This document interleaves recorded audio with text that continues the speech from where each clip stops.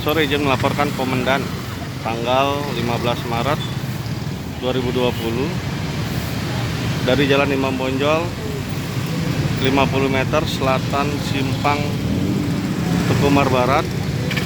Terpantau seorang bule tiba-tiba terjatuh. Informasi dari masyarakat, sebelumnya bule tersebut mengeluh sesak nafas, kejang-kejang. Sementara dari Palang Merah Indonesia belum berani mengevakuasi karena masih menunggu tim dari Rumah Sakit Sanglah, karena dikhawatirkan pasien tersebut baru dikhawatirkan COVID-19. Sambil menunggu tim medis dari Rumah Sakit Sanglah dengan menggunakan seragam khusus untuk mengevakuasi.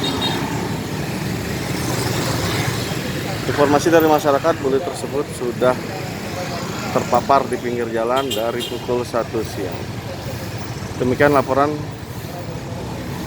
kami laporkan. Perkembangan kami lakukan tujukan kembali. Selamat sore, Komandan.